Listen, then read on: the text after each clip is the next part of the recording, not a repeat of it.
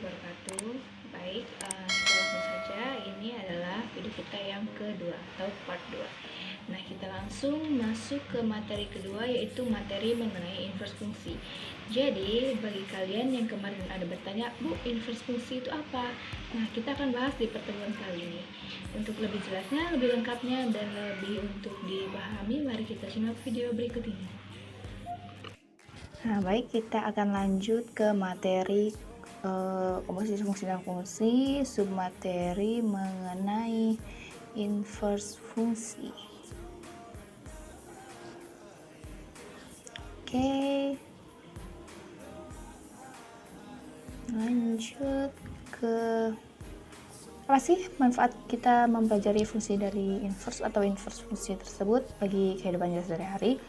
Nah, setelah saya baca-baca, kemudian saya lihat referensi lain, manfaatnya untuk kehidupan sehari-hari yaitu yang pertama itu bisa mempermudah kita dalam mencari sebuah jawaban, baik dari posisi bilangan A, B, C, mau bilang yang terpenting itu bilangan manapun. Kemudian yang kedua itu kita bisa menggunakan fungsi inverse itu untuk meramal suatu kejadian fisik atau dimensi berdasarkan variabel yang mempengaruhi kejadian tersebut. Kemudian yang ketiga, kita bisa menggunakannya untuk menentukan sebuah permintaan maupun penawaran sebuah produk. Karena di mana di sebuah permintaan dan penawaran itu terdapat sebuah fungsi. Nah, fungsi tersebut bisa kita cari untuk misalkan penawaran atau misalkan permintaan. Kita bisa mencari permintaan tersebut dengan fungsi kebalikannya, yaitu fungsi inverse. Kemudian yang keempat itu untuk proses produksi produk. Nah, untuk yang keempat juga sama, kurang lebih dengan manfaat yang ketiga ya. Kemudian kita lanjut ke kompetensi dasar. Kompetensi dasar itu masih sama seperti kemarin, yaitu menganalisis operasi komposisi dan operasi inverse fungsi, kemudian menyelesaikan masalah operasi komposisi dan operasi inverse. Oke, lanjut ke tujuan saja ya. Tujuannya kalian mempelajari inverse fungsi ini, yaitu yang pertama, yaitu supaya kalian itu bisa menjelaskan loh bagaimana konsep dari inverse fungsi, kemudian sifat-sifatnya, kemudian kalian bisa menentukan operasi inverse tersebut. Kemudian kita langsung lanjut saja. Saya punya persepsinya yang itu mengenai definisi sebuah inverse itu bisa kita pahami dengan memperhitungkan sebuah keuntungan dari sekian produk. Misalkan saya punya sebuah soal itu pedagang kain itu memperoleh sebuah keuntungan. Nah, dari setiap tadi ada permintaan dan penawaran atau sebuah produk kan yang sudah saya bahas di yang tadi itu manfaatnya. Kemudian di sini setiap penjualan tersebut untuk satu buah potong kain, maksudnya jangan satu buah potong kain tapi X potong kain sebesar misalkan Fx-nya itu rupiah. Nah, nilai keuntungan yang diperoleh untuk mengikuti fungsi Fx-nya itu misalkan 500X ditambah 1000.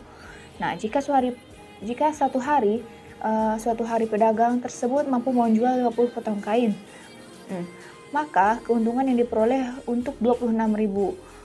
Maka hal tersebut bisa kita balik nih dengan mencari keuntungannya berapa kain sih yang harus terjual dengan keuntungan tersebut, dengan keuntungan maksimal. Nah, bagi kalian jadi tidak perlu ribet, tidak perlu khawatir, jadi kita bisa menggunakan fungsi kebalikan, yaitu fungsi inverse ya. Jadi di sini salah satu yang bisa kita kerjakan melalui fungsi inverse atau fungsi kebalikan. Kemudian kita lanjut. Di sini masih ingatkah kalian? Nah, di sini tuh ada gambar pertama, kemudian kedua, dan gambar ketiga. Ada yang masih ingat ini gambar apa? Oke. Jadi gambar pertama, kedua, ketiga ini untuk menjelaskan apakah ini sebuah fungsi. Nah, untuk gambar yang pertama, apakah gambar ini merupakan fungsi? Yang manakah yang merupakan fungsi? Apakah gambar pertama? Oke, kita lihat ternyata gambar pertama itu bukan fungsi. Karena apa? Karena terdapat ada anggota di A, yaitu yang elemennya 1, 2, 3, dan 4 tidak dihubungkan dengan anggota di B, yaitu A, B, C, D. Jadi ada 4 itu pada anggota A itu, 4 itu tidak dihubungkan dengan B, baik itu A, B, C, maupun D. Jadi seperti itu. Berarti gambar nomor 1 ini bukan merupakan fungsi. Kemudian yang kedua, apakah gambar kedua ini merupakan suatu fungsi? Oke, ternyata gambar kedua juga bukan fungsi. Mengapa? Karena terdapat satu anggota di A yang dihubungkan lebih dari satu dengan anggota di B. Berarti untuk yang gambar kedua ini, yang si anggota A ini selingkuh gitu, ibaratkan kita selingkuh gitu ya. Jadi dia itu mempunyai dua pasangan. Kita lihat itu ada elemennya itu yaitu 3 itu bisa dihubungkan dengan B dan C. Nah, itu tidak boleh kalau dalam suatu fungsi, terkecuali kebalikannya dari B ke A, itu masih boleh. Oke, kemudian lanjut untuk gambar ketiga. Apakah gambar ketiga merupakan sebuah fungsi? Nah, gambar ketiga ini merupakan sebuah fungsi. Mengapa? Karena pada gambar ketiga, setiap anggota yang ada di A, yaitu elemennya 1, 2, dan 3, dan 4, itu masing-masing memiliki kawan, memiliki atau dihubungkan tepat satu dengan anggota yang di B. Jadi untuk sampai di sini, apakah kalian bisa memahami perbedaan fungsi dan berfungsi? Ya, jadi kesimpulan itu seperti di gambar ketiga, yang merupakan fungsi itu setiap anggota A tepat dihubungkan dengan satu anggota di B. Jadi tidak boleh lebih anggota di A itu dihubungkan, harus satu, yaitu setia. Kemudian kita lanjut ke sifat-sifat fungsi. Oke, sifat-sifat fungsi itu ada fungsi surjektif. Fungsi surjektif ini adalah fungsi dari A ke B, atau fungsi yang mempunyai pasangan di A. Setiap anggota B mempunyai pasangan di A. Oke. Kemudian ada fungsi injektif, yaitu fungsi injektif itu fungsi yang satu-satunya jika setiap anggota di B mempunyai pasangan paling banyak satu anggota di A.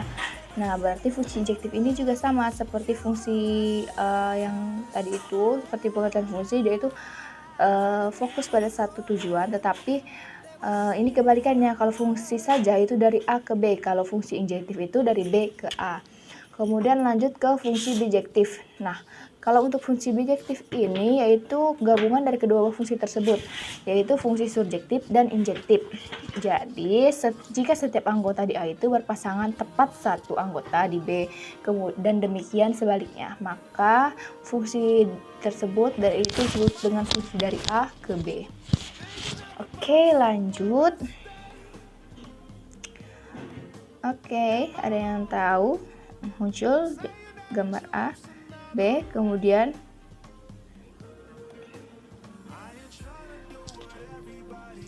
nah, sini ada pertanyaan. Apakah kalian tahu maksud gambar di samping? Ayo, ada yang masih yang paham maksud dari gambar di samping itu tadi apa? Oke, jadi gambar di samping itu merupakan suatu fungsi dari A ke B yang disebut dengan fungsi F. Kemudian mempunyai fungsi inverse, yaitu F inverse atau F inverse itu atau F pangkat negatif 1 itu dari B ke A atau kebalikannya. Hanya jika F bijektif atau A dan B berkorespondensi satu-satu. Nah, itu dia. Jadi dari gambar di samping itu menjelaskan bahwa fungsi dari A ke B itu memiliki inverse atau balikan. Nah, yaitu balikannya apa? Balikan itu dari fungsinya itu dari B ke A. Oke, sampai sini dipaham? Oke, kita lanjutkan. Kemudian kita lanjut ke amatilah gambar tersebut. Ya, di situ ada A dengan elemen 3, min 3, 1, 2, kemudian B yaitu negatif 7, 3, dan 5. Negatif 3 ke negatif 7, 1 ke 3, 2 ke 5. Kemudian 7 ke negatif 3, negatif 7 ke negatif 3. Bisa kalian lihat itu ya, yang tanda merah. Yang merah itu. Kemudian 3 ke 1 dan 5 ke 2. Oke. Apa sih yang dapat kalian simpulkan dari gambar tersebut? yang bisa kalian simpulkan yaitu fungsi f-nya itu dari A ke B sesuai gambar yang pertama tadi. Bisa kita lihat tadi itu yang pertama ada min 3 ke min 7, kemudian 1 ke 3, 2 ke 5. Kemudian apalagi yang bisa kita dapat? Oke, pintar. Inverse fungsi atau fungsi dari inverse f tersebut yaitu dari B ke A, kebalikannya ya.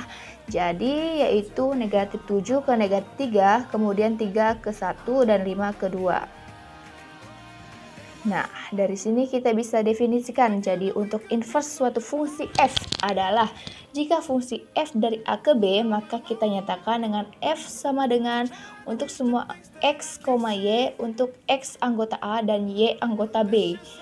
Ya, jadi x-nya itu adalah anggota A, yaitu dari min 3, 1 dan 2. Kemudian y-nya itu anggota B, dari anggota B itu min 7, 3, 5. Jadi jangan sampai salah tulis. Kemudian untuk inverse dari fungsi f adalah f inverse, yaitu dari B ke A atau kebalikannya. Itu bisa kita tulis atau kita lambangkan dengan f inverse sama dengan untuk y, x, untuk y anggota B dan x anggota A. Nah, jadi y-nya itu tetap di anggota B dan x-nya tetap di anggota A, hanya penulisannya saja kita balik. Jadi yang awalnya x, y, maka inverse-nya itu y, x. Oke, sampai sini ada pertanyaan? Bisa kalian tulis ya, jadi nanti kita akan diskusikan di grup kita. Oke, kita lanjut. Ini di sini yaitu kita akan menentukan inverse suatu fungsi. Oke, menentukan inverse suatu fungsi. Kita ada contoh nih. Tentukan inverse fungsi dari fungsi fx sama dengan 5x ditambah 2. Oke, kita jawab. Yang pertama kita menjadikan fx tersebut menjadi suatu persamaan y sama dengan fx. Nah, ini kita jadikan, ini kita namakan dengan langkah pertama ya, menjadi y sama dengan fx.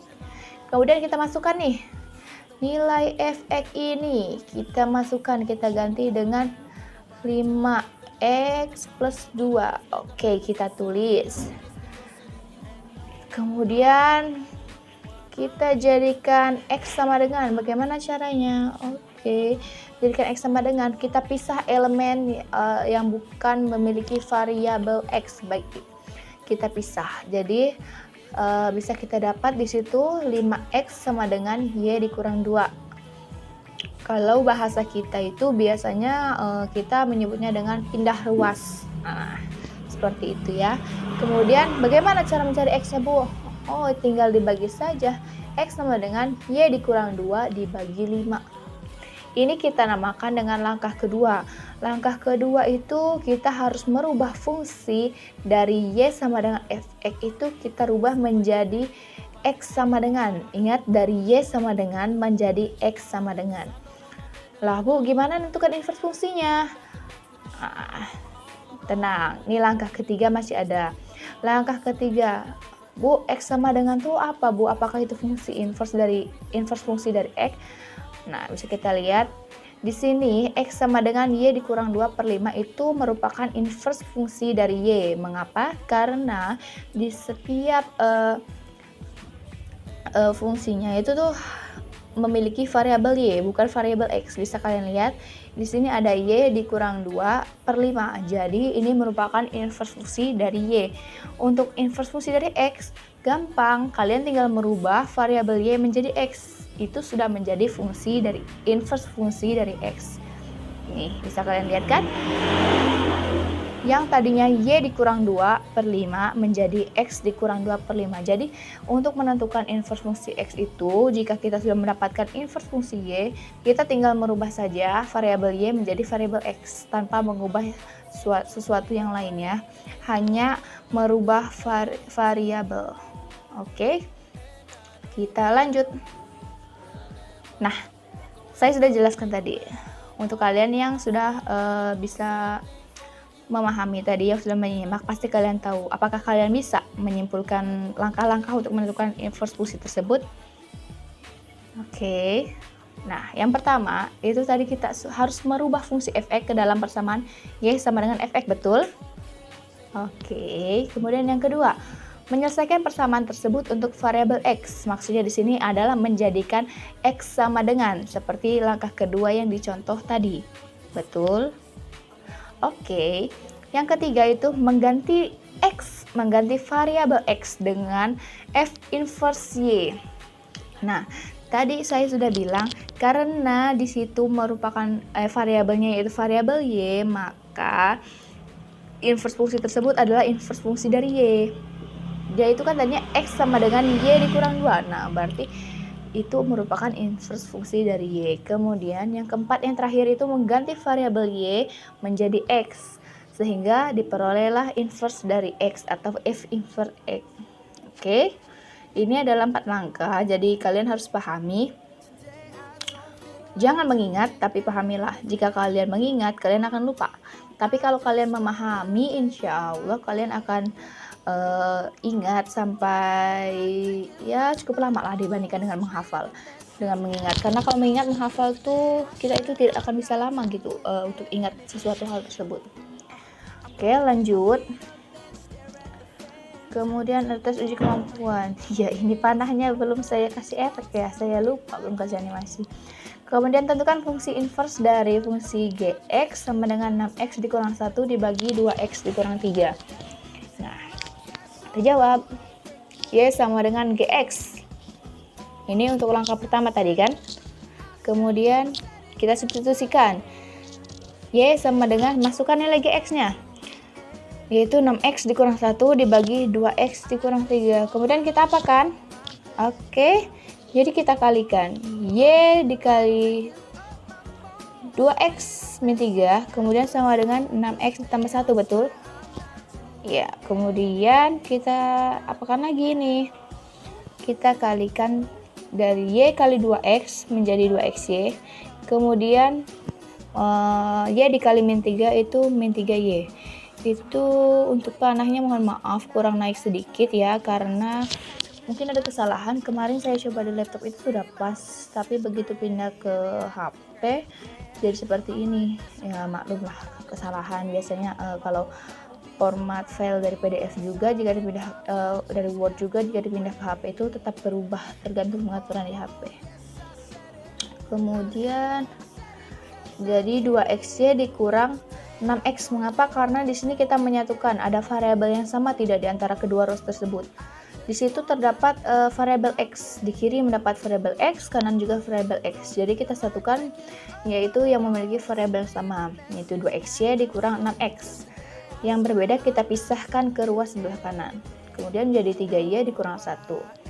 Nah, Bu, mengapa bisa jadi seperti ini? Karena ini kita faktorkan, di mana variabel yang sama itu kita pisah agar kita lebih enak menjadikan x sama dengan. Tadi kan kita akan mencari x sama dengan.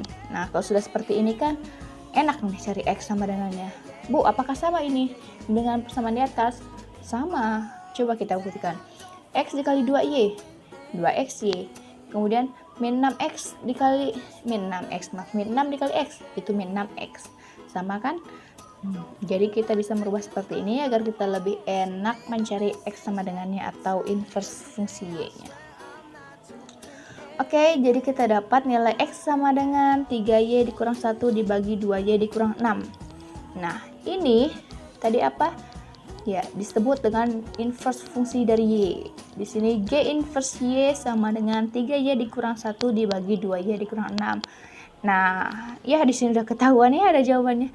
Maka untuk inverse fungsi dari gx yaitu atau g inverse x yaitu 2x dikurang 1 per 2x dikurang 6. Oke, sampai sini ada pertanyaan. Kalian jika ada pertanyaan langsung ditulis. Jangan lupa ditulis dengan format nama, kemudian pertanyaan. Nanti tinggal dikirim ke grup kita ya. Lanjut. Nah, ini kesimpulannya ya. Jadi kesimpulan dari materi kita hari ini yaitu tadi kita sudah mendapatkan sebuah fungsi. Jadi fungsi itu adalah suatu relasi dari himpunan atau himpunan A yang dihubungkan ke himpunan B. Dalam setiap hal ini yaitu X itu anggota A dan dipasangkan dengan tepat satu Y anggota B, itu tadi fungsi.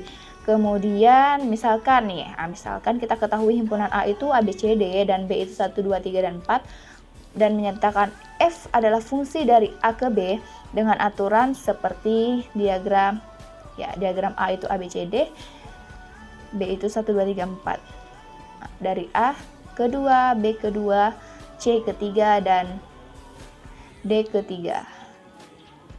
Bisa kita lihat setiap elemen yang ada di himpunan A itu memiliki tepat satu, dihubungkan satu pasangan, tepat satu pasangan ke B. Jadi tidak ada yang double.